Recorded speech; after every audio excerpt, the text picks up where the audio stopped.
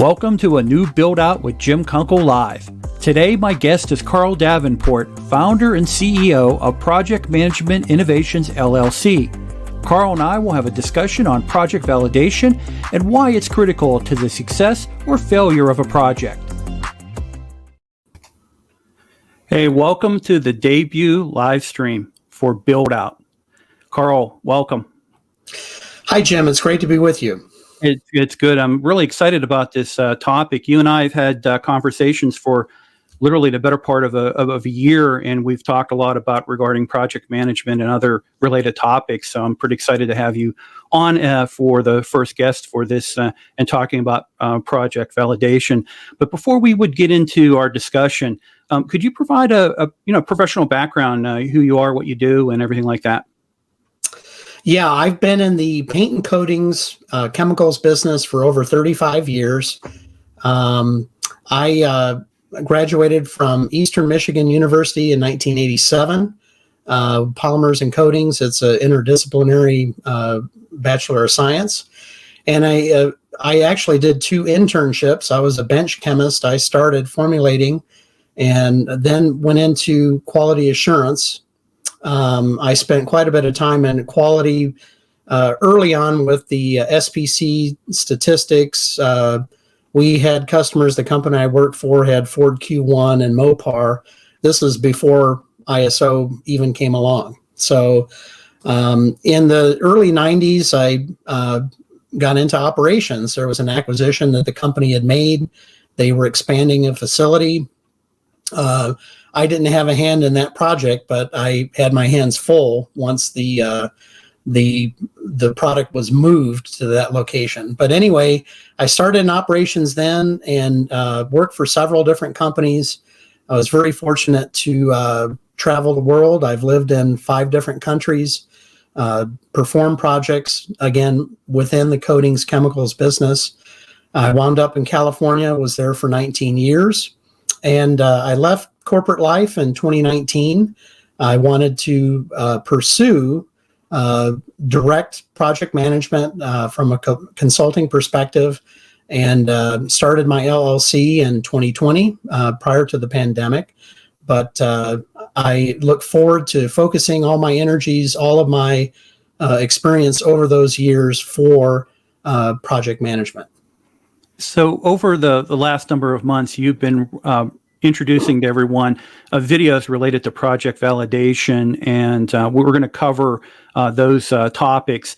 But for me, going back to my master's program, a course that I took was project management. And with this course, when I first signed up for it, I thought it was going to be a relatively easy course to take. I mean, how hard can it be to really, plan out projects and manage them and everything like that? The neat thing about this course I took was I had to make the pitch to the class and to the professor, but then go through the process to develop the project specification, to really do the validation, as we're going to cover today, but then also go through the whole process when it comes to managing that project and having key metrics and other type of deliverable things to show success, and then obviously adjust where needed to be able to make sure that the project roadblocks, even though it was not a real project, he would throw roadblocks out there and then also throw some bones to you where you could have some successes and things like that. But I learned a whole lot. And, over the years as a professional, person, I've had the experience to participate in teams related to projects and things like that. But I really came to appreciate what project managers go through, and also to what companies really have to really be focused when it comes to, what's the potential success, or is there a potential failure with any type of a project that goes. So, the one quote that you put out there that I really found fascinating off of your videos was, project validation, one of the most important phases of project management. And, when it comes to project validation, how important is it? Well, project validation came from all of my project experience, reflecting back on projects that were well managed, projects where there were a lot of difficulties. And what I found was all the crucial factors involved, these processes were happening, but they weren't organized. So, project validation is a process that can be used as a litmus test before you start your project. When, in other words, you're in the idea stage or maybe a little bit beyond that, but you haven't gone into due diligence. You haven't actually started the project. So you want to look at it from in totality, all of the different phases that are there, and find out again that probability of success. You want to find out where you have any gaps, any potential issues. So this process is a way to systematically go through and look at your project and find out if you're really ready to go ahead. And if you are ready, then you can attack that project, or be aggressive in starting it. Oh, very interesting. So then, the other thing too, you really got to really focus in on is going to be, crucial factors. Could you go through some of the most important crucial factors when it comes to project validation? Yeah, there are 6, and I did select a particular order, but they are interconnected. And the first crucial factor is your vision. And do you really know what you want? How defined is the goal for that project? And in this context, we're talking about something that is big. It's an event, for the company or for you, what you're doing. So if it's very clear in your mind that that's a good thing, you can passionately talk to others about it. If it's vague or you don't really know what you want, then that's a serious red flag. So what you need to do is develop an acceptance criteria. So define, here's my ideal ending, my utopia for my project, and then what can I really obtain? Is it really possible to get 100%, or am I going to be 90 or 95? So that acceptance criteria can tell you whether you're going to go ahead. You want to meet that acceptance criteria at all costs. Another danger is scope creep. In other words, your project was clearly defined. Another team, another executive gets involved, and all of a sudden you're losing focus because it's not clear again what the project was. There you can break that project into phases, but you want to be able to focus, be clear on exactly what you want, and have acceptance criteria. So I was going to say, when it comes to the scope creep, is there any recommendations you have?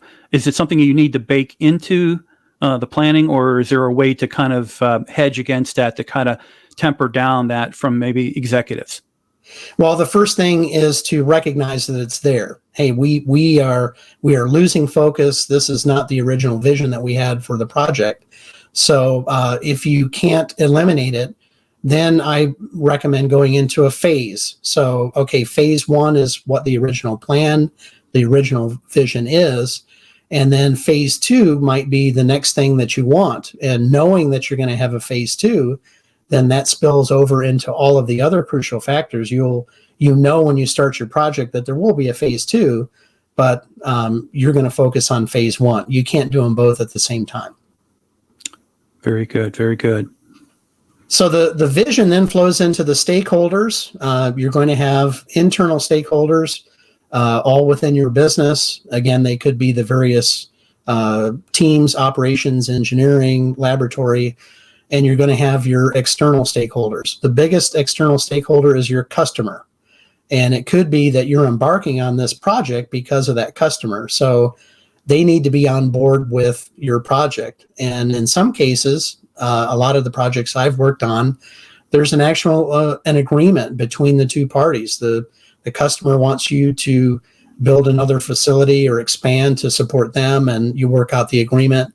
That makes it very clear. Your other external stakeholders are going to be your neighbors, and of course then all the entities there, the fire department, the planning, the city, all of those stakeholders need to be on board with your project. They would be considered a crucial stakeholder. So if if you're struggling to get their approval, that's definitely something that has to be addressed before you move ahead. You shouldn't go ahead with your project if you don't have the support of all of those crucial stakeholders. So don't assume anything. You want to interview everyone. Yes, and a couple of things too. Stakeholders internally in your company, depending on the nature of the project, if it's an acquisition or a merger, they could be displaced or asked to be moved to a different locality. So you need to have a plan to do the right thing for all of those employees. And then, the external stakeholder that maybe it's a neighbor or even in the city, they're not interested in having you, that has to be addressed. So the next crucial factor is financial capability. It's absolutely essential to have the money to complete your project. I know of many projects where this was not taken into proper consideration, and basically it just stops. And that's a disaster for you, possibly for your customer, and you don't want to be in that situation. So you should set a not to exceed budget. In other words, a maximum amount. And as you go through the crucial factors, you're going to discover, hey, I might need other external resources, or I need that engineering firm, or I need the consultant, or there's going to be additional costs for the permit. Then you need to factor all that in to your financial capability. So if you have the money in the bank, of course you're good. You may have to seek approval within your own company. If you have a parent company, then project validation could be something that you could provide to them to say, hey, this is a good project. It's okay for you to finance us.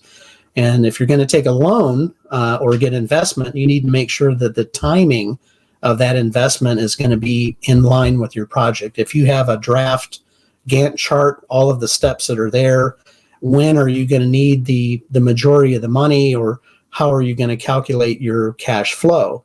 And there are some companies, some projects I've seen where they'll have the money to pay for the project within cash flow. In other words, from receivables.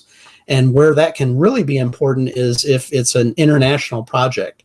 So there are financial considerations for an injection of capital cash in to perform a project. If you're able to execute the project and use the funds that are already there, part of your business in that country, there's nothing illegal about it. You're just using that money to complete the project. Then there could be positive financial considerations for you. Yeah, I could see that with the financial. This is something you probably want to make sure that you slow down and you really throw a lot of thought into it, because especially when you're dealing with, for example, if there's investors, if there is an international aspect of this, you're going to need to have some type of financial, let's say, legal advice in some cases when it comes to for accountants and maybe even lawyers and things like that. So a lot of the projects that I've seen out there, a lot of them are these startups, and a lot of times they're involved with investors, or they're looking for companies to partner with. And I can imagine the due diligence that needs to be done to be able to satisfy those entities who are providing the financial capital to really help kickstart or take the project to the next level. Yes, and you need to, we'll talk about return on investment in a minute, but you need to make sure that you can pay back all of those investors, even if it's your parent company. They're going to want to see that return, and so that's something that you need to think about before you start. Definitely. So the next crucial factor is resources, and again, internal resources. I've always found it beneficial to have an internal resource, maybe a project leader that's part of the business, and so they're intimately connected with what the project eventually is going to do. Maybe they're going to operate the facility or be responsible or manage that facility. It's great to have them involved, but you got to make sure that person is not going to be overwhelmed if they already have existing responsibilities that they can manage the project and also do their day-to-day activity. And they need to have the knowledge and experience. Now, if they don't have that, you can supplement that with outside resources. And definitely what you just mentioned, legal counsel, a financial firm like an Ernst & Young or KPMG are often involved. But resources directly at the project could be the engineering firm, a architectural, a specialist dealing with the permits, someone that in that area that knows and has the knowledge and experience to make the project flow smoothly. So, yeah, you want to have internal and external. And for all those resources, then this goes back to the stakeholders. At this point, you want to think about how you're going to communicate the progress of the project all the way through. The resources are going to be tied, maybe that project leader, in communicating to all the stakeholders, the different phases of the project, what we're doing, and they have an accountability for that communication. And with resources, you could also be looking at yourself, for example. You're a valuable resource for companies and organizations that are working on projects to bring you in because of your experience, your background, your training, and also when it comes to the knowledge of project validation. Absolutely, yeah. That would be my hope for my business as well. So the next factor, return on investment.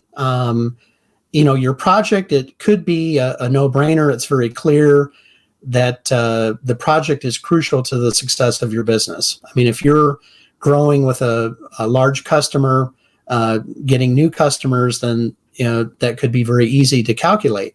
But some companies have a different scale. They may want return on investment, or in the case of you're getting that money loaned, or the investors are providing the cash, they want their payback. They may want it in a year or 2 years. I know some companies, if the return on investment, meaning the project was paid for and then there's cost savings or the revenue is starting to be generated, if that didn't happen in 2 years, then they wouldn't touch the project. And other companies are more flexible, maybe 5 years or maybe even 10 years, depending on how, the longevity of your vision and your project. So return on investment, it needs to be there, and it needs to be very clear that you have it. It could be, again, contingent on getting the funds for the project. And then the last thing is that longevity, that business continuity. So, if your project's going to be around, or your new facility, your new factory is going to be there for 10 years, then it adds, a certain amount of stability. So things change, things happen, but it could be, if you needed additional capacity, then that site's going to be there. And that's another long-term benefit. A lot of research when it comes to trends. Also, too, looking at what the condition of an economy might be. Like you said, if you're opening up a plant, you're making a widget, and all of a sudden that industry is going to have a downturn potentially. These things need to be accounted for. Would you also have investors putting benchmarks or milestones that need to be reached to get additional funding? Yes, it could be structured. In other words, and back to that initial question on scope creep, if it's a phase 1 and phase 2. So once phase 1 is completed and those funds have been paid for, the return is there and you're generating revenue, when are you going to be able to start the phase 2 part of the project? Excellent. And then I think we have one last intangibles. It's there last for a reason, but it could be interconnected with everything, even from the start to the vision. And intangibles is something that you don't have direct control. For fire codes, occupancy codes, hazardous occupancy, those are established. You don't control them. You have to comply. You have to conform. Likewise, with a regulation, you may have to obtain an air permit, waste permit, or do some other things as it regards to regulations. So if you don't know you should find out. And again, it might be a consultant that can help you explore that, but you should know before you start the project. And the other thing that I've seen that has to be addressed, and I put it into that intangible category, is if you're expanding within your own space. Let's say you have an established factory and a building that's there. Well, if you're leasing that building, you need to get approval from the landlord to make major changes to the building. And without that, you can't move ahead. But then the other thing is, what about your existing occupancy permit? Are you going to be allowed to continue to operate and run your business while expanding and doing the project inside? And there are some cities and localities that have a very low tolerance for that. So that can be addressed, but you need to know ahead of time, because if you're going to have to toll manufacture or have your product made somewhere else during the construction phase, then that could be a huge additional cost. So you want to know that up front. Definitely. Before we go into our last topic, which is the benefits of project validation, for everyone, I have a short video I put together regarding the build out series, content series, and also to how you can participate by providing recommendations on topics, and then also guests as well. So, Karl, just hold on 1 second here, and we'll play this, and then we'll be back together again. Thank you for participating on today's stream. I hope that you're finding this content valuable. As you've supported my content on corrosion and coatings, I really would appreciate your support of this new content series. Each Wednesday at noon Eastern Daylight Time, I'll be hosting a new live stream here on LinkedIn on a new topic. Build Out as a series will focus on topics related to professional development, business development, sales, marketing, social media, and how you can build your professional brand and become an influencer here on LinkedIn. For any topics or guest recommendations, please email me at jim@jimkunkle.com or message me on LinkedIn. Thank you, and now back to today's discussion. So, Karl, we talked about project validation, the importance of it. We also covered crucial factors when it comes to project validation. Now let's talk about the benefits of project validation. Yeah, the benefits that you gain from going through each crucial factor, as we said at the start, you're going to know where you're strong. You're going to know where you have gaps that need to be bridged. And you're going to gain a holistic understanding of all of the project needs in all of those areas. So having gone through that validation process, you should have a high confidence level that you can overcome any of those gaps. And also confidence that, hey, I don't have any issues with financial capability.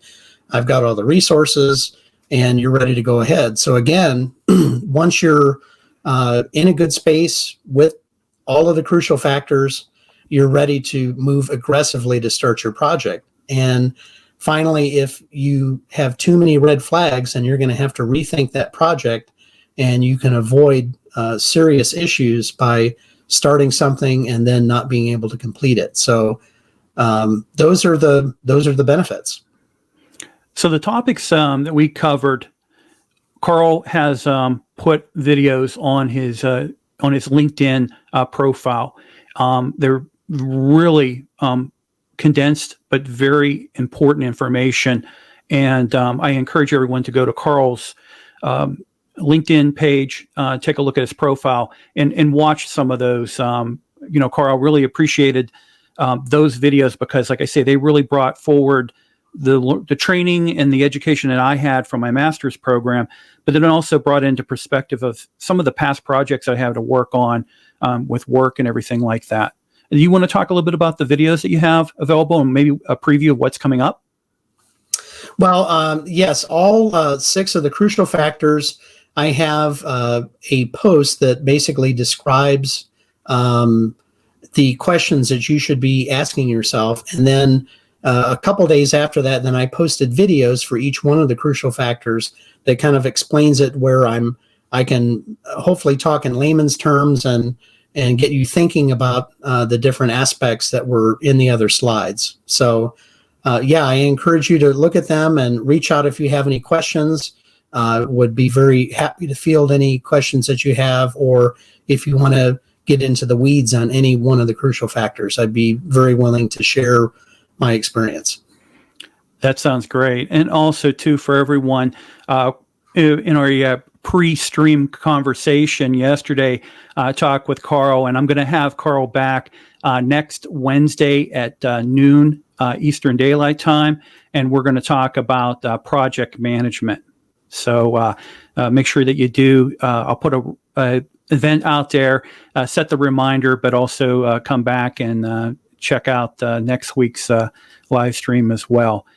Karl, in closing this out, is there anything that we did not cover regarding project validation that you would want to leave with the viewers? No, I would just say one more time, if you are interested in this topic, and please reach out. I would be happy to talk with you in more detail on any one of the crucial factors or the process overall. Excellent, excellent. Next week, too, on the project management. Me too. Karl, thank you so much. I really appreciate it. Thank you. It's great to be with you. Hey, have a great day. Thanks.